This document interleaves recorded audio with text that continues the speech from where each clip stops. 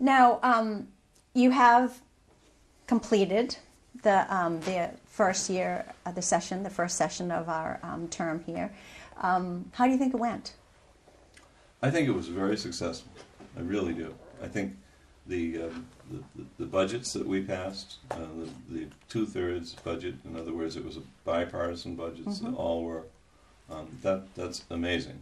In the past, there have been times when that wasn't the case. So I think we did that. I think we worked across the aisle with members of the Democratic Party when we could, and yet we weren't afraid to advance the issues that were our core issues, which helped get us elected in November 2010. So we were happy to work across the aisle when we could. We preferred to do that, frankly. Yeah.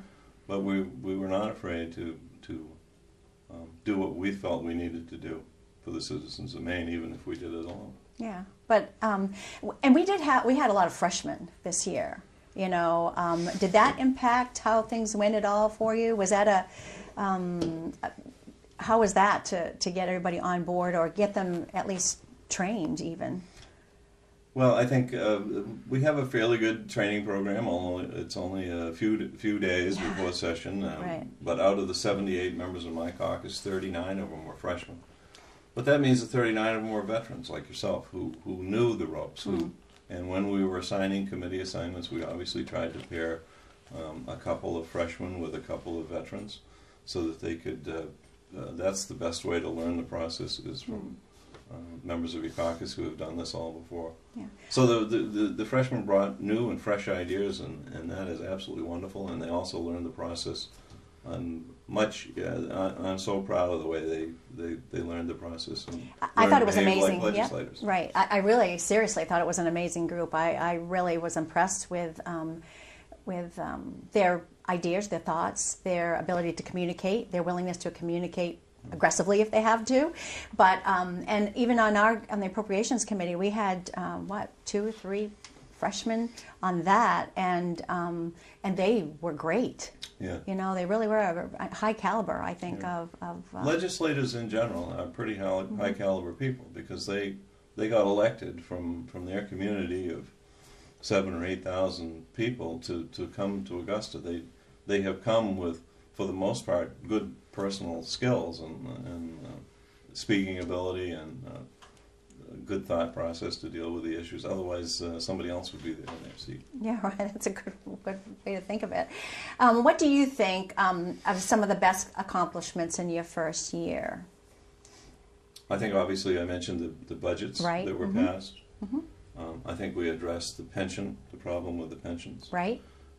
To reduce, I think it's important for people who are employed by the state or as a teacher that they have a pension to look forward to. I think that was in doubt, frankly. As we look forward to 2028 when the unfunded liability all needs to be paid. So I think addressing that issue, which we did, the Appropriations Committee and others did outstanding work on that, I believe. That was good. That was a key issue. The first time in my memory, an actual reduction in the taxes for the people of the state of Maine amounting to something just north of $150 million, and the word tax cut and Augusta hadn't been heard in the same sentence for years and years. So I was very proud of that. We addressed some health insurance concerns, opened it up to the free market, and will allow people within the next year or so to buy insurance across state lines. We think those are some of the highlights, I think. Well, and I think credit to you and the leadership that we had. A lot of those were our caucus agendas when we started out, but it ended up being bipartisan. We got a lot of support on a lot of that. Obviously, with the budget, 2/3 voted on the welfare, the pension, and the tax relief. I mean, just that in itself had 2/3. But even on the health, we may not have had every single person on board, but there was still some. We had some, right? Sure. And so I think even though we may have moved our agenda, we were, through your leadership, able to work with both sides of the aisle, with the other side of the aisle in this case, and get it accomplished. Right, so. And I think we did. For the most part, we acted in a bipartisan fashion, and yet the people who elected us to go there expected certain things of us, and having good people will disagree on the proper outcomes, and at the end of the day, if there are more people who think that A is the solution than B, A is going to be the solution and B is going to be somewhat disappointed. So right. There are times when you just have to do what you just have to do. Right, right. But I think overall, I thought it was a very successful year, and I'm sure you did, because you've told me that before. Yes, I do. Indeed I do. So, is there anything you would have done differently? Is there anything I would have done differently? I'm sure there is. But as we sit here right now, I can't think of a single thing that I would have done differently. Well, that's good, because I don't think you should have done anything different. Okay, right now. Just a humble. Right. Yeah, that was a good question. Yes, you chose the right answer. But so, what do you see coming for this next year, this next session? The next session, we've got about 150, give or take, carryover bills. We've got approximately 300 new bills that were introduced. The second session is supposed to be for governor's bills, carryover bills, and what are called emergency bills. And in the past, I think the word emergency has kind of fallen into a gray area. And this time I'm going to be fairly hard on bills that I think can wait until the next legislature is seated after the elections in November 2012. I prefer to wait. So I think there will be a small number of issues this time. Some of the carryover bills involve photo IDs for voting.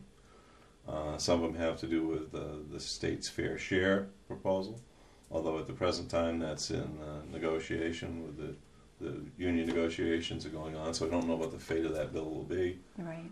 The governor is very interested. As a matter of fact, I just met with the governor last evening. He's extremely interested in getting the cost of energy in the state under control. Right. I heard that. It is absolutely essential. If we're going to attract business, we need to get the cost of energy down.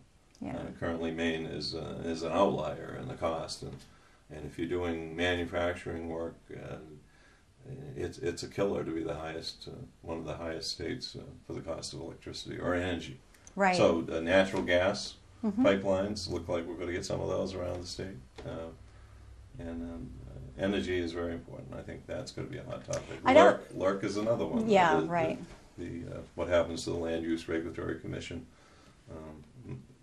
People in the unorganized territories are not particularly happy, and I think we'll have some resolution of that where everybody will be happier than they are now. Right. Oh, I know that the governor had mentioned to me that people's retirement pensions being taxed was something that he wanted to look at. That was the other thing, but that's a costly one, that there would have to be finding funding somewhere. But I know that's another thing that he was interested in bringing up this year. Yes, he's interested in seeing what he can do to not tax pensions. Right. To try to entice people who are retired to stay in the state of Maine instead of moving to Texas or Florida for a period of time, such that they don't have to pay tax on their pensions. We've looked at that several times before. Usually with regards to the military, because we wanted military people, particularly with the Brunswick Naval Air Station. Right. And we would like to have those people who enjoyed the state of Maine, who for the most part had raised their family, who were getting ready to retire from the military at a young age and had a lot to offer the community.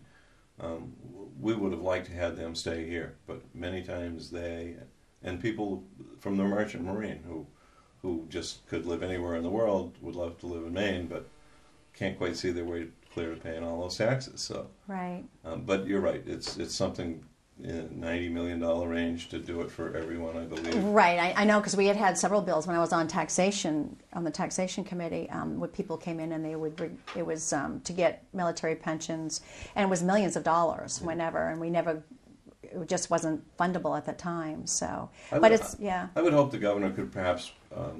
I know it's not fair to pick winners and losers, but to advance the ball somewhat and incrementally. Right. Perhaps look at military retarees. And then the next one. Then as the economy rebounds, which it is sure to do at some point, we look to do more and more.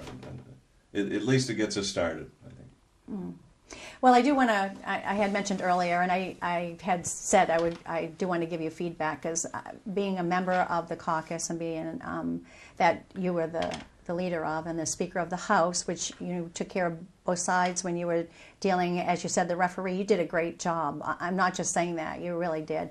To come in and to get everything up and running and to do as well as you did. And again, with half our caucus being freshmen, and they were all eager, and the energy was just boundless with them. Yeah. To keep them happy and focused and on track, I think that was a great job. I really do. And thank you. That means a great deal to me. Oh, well, thanks. I've tried to, as I said, every time someone will listen, if you sit in the balcony of the House at the end of the day, if you can't tell which party I belong to, then I've done my job. Right, that's so right. That's kind of the way I'm happy to be partisan outside of the chamber, but in the chamber, I think that's important for the decorum of the chamber. Oh, and I think it is, to get everyone on agreement and feel trusting in the system, So I thank you for that.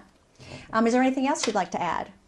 I'd just like to thank you for the work that you did on the Appropriations Committee. Oh, it was very interesting. And particularly when I mentioned the $153 million tax reduction, which was the first in my history of watching the state of Maine, that it was largely up to your efforts and your knowledge that you gained on the Taxation Committee that allowed the appropriations to do that. And for that, I thank you. And I look forward to working with you again when we come back and doing still more. So congratulations. More good things. Well, thank you. All right. And thank you for watching.